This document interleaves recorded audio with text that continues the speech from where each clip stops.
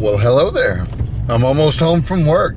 It's been a blowout all day, but this is about something else. I was editing a video when I was at the pharmacy in between filling prescriptions and making compounds and talking to insurance companies on the phone.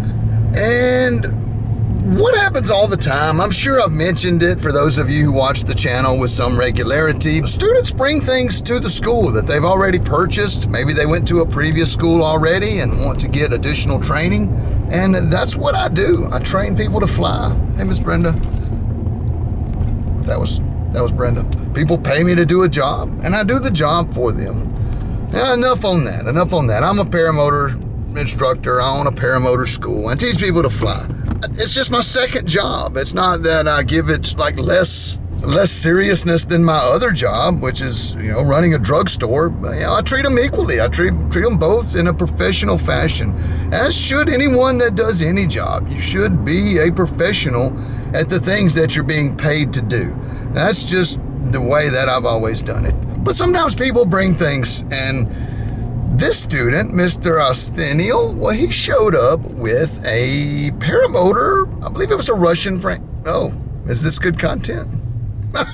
He showed up, he had like a sky paragliders, I don't know the particular model, and a Russian paramotor. Like, it was made in Russia. That's all I know about that. And I test flew it, and these were my initial impressions. That's what this video was about. And we're gonna go do some paramotor school. I'll see y'all later.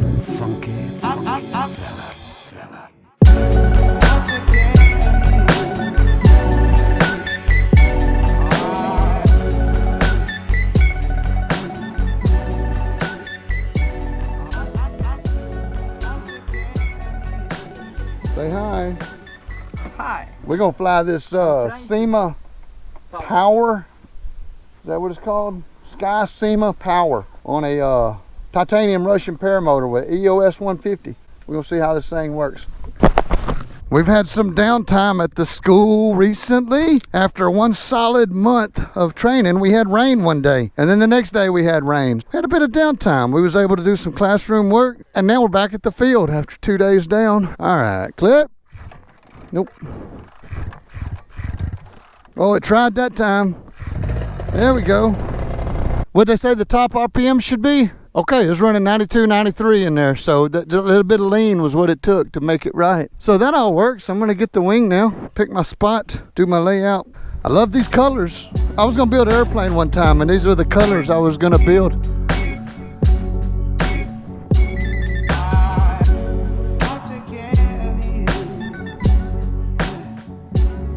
I like what I see. Lay those down just like that, so when I come back to it, I know just what to do. I'm gonna move these things before they start mating.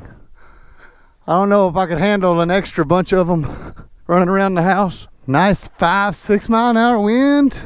It's like a thermal's about to break loose right here. It's getting kind of rolly. A little roly-poly. Clip. Brakes clear. Oh, here comes some wind.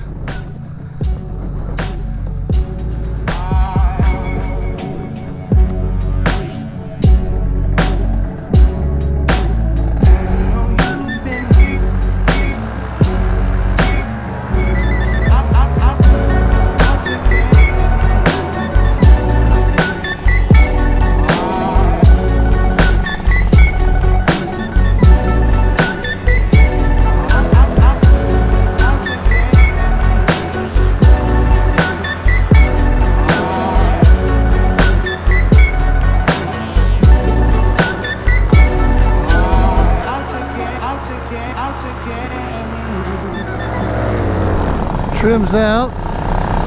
Not a huge trim range. I like the trim handles. I like the way it flies with just like an inch of trims out.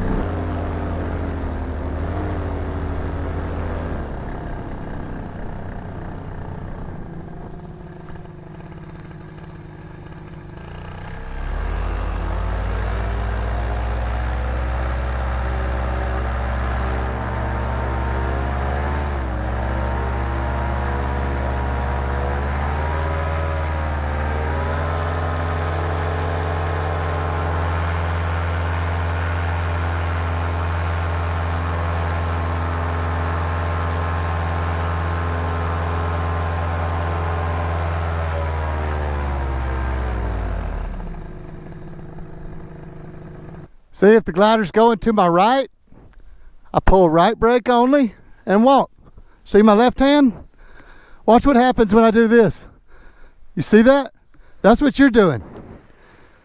You're burying that left brake and that glider's flipping around. Just to show you, that's what we're looking for. Your hands are going like that, both of them. Anytime I throw my risers on the ground, I make sure there's lots of slack. You can lay them next to it, but you don't want to stretch them out when you lay them down. It's the same thought I had last time I flew one of these. It's underpowered for the weight. Like, it pushes fine. There's nothing wrong with it. It ain't as right as it could be. Like that 80 pushes almost the same.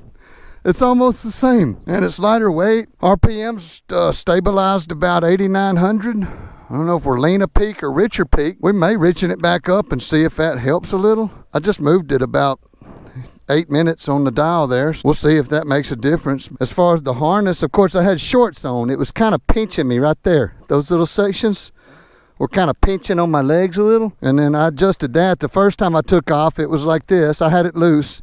And then I flipped it up and I tightened it. Then when I went to get out of the seat, I couldn't get back in it. When I took off the second time, I couldn't raise my legs, so I had to use my hands to get in the seat. And then I tightened my leg straps about 2 inches on each side. Then I could get in and out fine. So all the stuff we did on the hang station, I did up there flying around in the air. I've done it 100 times, so that's still different. I got all my straps adjusted, and then it was, again, nothing's a deal breaker. The machine, the frame, flies really good. I like the frame. It's got a really good weight shift. Now that kind of snagged on my helmet a couple times. Like when I was looking around, it was like, of course I got stuff back here. That battery was kind of snagging and I was getting my head hung. I had to unstick my head a little bit. I don't like anything right here behind my head. I like that to be open on my stuff. You want your netting here and here, and it has good netting. It was the time I let the toggles press up against it. I was at full power and hands off, and I was just weight shifting. And I looked, and the toggle pressed up against the net, and it didn't try to go through it or anything. So your netting's good for that. Nothing got close enough to be an issue, at least on these adjustments with my loading. The wing flies fine. It's just it's a little doggy. I don't know. It doesn't have as beefy of a construction. Like the trims, everything feels a little bit thinner. I've flown another one of their wings before. I don't remember which one it was. Nothing's a deal breaker. I'd certainly fly it. And if you can. Depends on how much money you got in it as to whether it was worth it or not, too. That's the other side of the coin. If you get this stuff for half the price of stuff that don't have those little things, then that may be worth the savings, right? So there's a lot to do with, when you talk about value, what it feels like, what it does. Same thought I had the last time I flew one of these EOS 150s was, it starts getting heavier like the Moster, but it's lighter powered like the 80. So it's like in the middle, like there's no real good spot for it to fit. Like either go with the heavier, more powerful Moster or engines like that, or you go the lightweighter stuff that has, less everything, less weight, less power. But like I said, nothing's going to be a deal breaker. The other thing is you get in a situation where you say you break a propeller at a fly-in, like you chip it or something. You're like, oh, damn. Anybody got a propeller for a EOS 150? And crickets. Nobody's got one, right? You don't see a lot of these. And you crack a Moster propeller and you're like, anybody got a spare prop? And 10 people raise their hands with extra parts. Another thing that I like was the availability, the popularity of those other brand engines. And I'm not knocking this one. Like I say, there are more than one reason to pick a brand or to pick a motor or whatever. This one works fine. It pushes just fine. It's not too heavy for the power at all. You're not going to be breaking any sort of deals with it. Personally, I don't know, man. It just falls into a gap where you could either go either way and get better, but it's like any hybrid thing. Like I'm not sure. But the frame is great. I really like the frame. I would take this off were it mine. The harness, it wasn't outwardly uncomfortable. You could do something as simple as wear a pair of pants and that wouldn't bother me right there. That was the only thing I noticed. Had really good weight shift authority though. Everything felt nice and smooth. Had just as much on the right as I did on the left. Again, I was checking these things, making sure they weren't coming loose. They don't have the lockers on them, on the shackles. So it's just something you really want to make sure you check before you go. I made sure I gave them a double check before I took off. But yeah, it works okay. The power delay was the biggest thing. Like if you were doing a forward and you needed the power right now, and you hit it and it comes up, your launch might get messed up before it starts pushing real good. So that'd be something, and that could be a tuning thing. That may not be me or the engine or anything. It could be just mistuned. Hell, now that I've made an adjustment, let's run it and see what it does. Most of them, a couple of gallons of fuel, and you're not gonna see a difference after that. You'll change your fuel mix. You might have to retune it a little bit. You got the break-in mix in there, the 40-to-1. So when you go 50-to-1, things might change. It might run differently. Yeah, clear.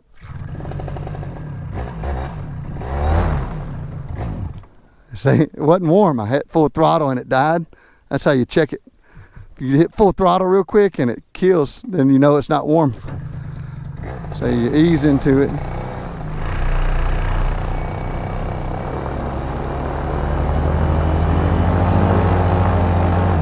That strong wind that I was playing in a while ago, when it was real strong, made that cloud.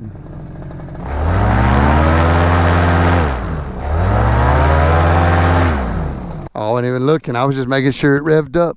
Let's crank it and see. But I don't look at the instruments. They're a distraction. Look how easy it cranked. Cranked on accident. So I think we were running lean of peak a while ago. When we leaned it just that little bit, RPMs went up higher, but when I was in the air, they were 89. So I think we actually went a little bit lean. That's called lean of peak. Peak is where it tops out. If you keep leaning it, it starts going back down a little. Riching it, it goes back up, and then it starts to get too rich, and you lose performance on that end. If it's too lean of peak, what happens is what happened when I took off. I hit the power, and it kind of, it wasn't getting enough fuel. It's too lean. So when it finally kicked off, it was fine. And as you climb, it starts to get better too, right? It gives you a little altitude to play with. If it's just right, as soon as you start climbing, it starts running rich of peak, and so you lose a little performance there. But you'd rather have the power on the ground when you need it than to get a better performance climb. Unless you're trying to do a high climb or fly at a higher altitude, then you could set it a little bit lean of peak and then take off with less performance. But as you gain altitude, the performance increases. So that's something that you can do as a pilot. But we're talking, advanced motor stuff there. I mean, just right now we're focused on learning to fly, learning to kite. There we go. I'll give it I'm undecided. I'll have to fly it again. We'll get back to you. So I hope you liked the video. That's all I got for today. This is currently present day, September the 28th. I had to go home and throw some pellets on the grill. We are cooking pork loin for the students tonight. Should be good. Pellet smoker comes in handy. I can go do pharmacy work while I cook at the same time. But I was out of pellets, so I had to run to the store, grab some, go back home, toss them in the hopper. Now I'm going back to the drugstore. Thought I'd drop the ending to this video right here, right now. And when I get back there, I'll tag it all together and I will drop it to you guys. Once again, thank you for watching, liking, subscribing. Much love. See you in the next one. Kyle out. I'll take care of you.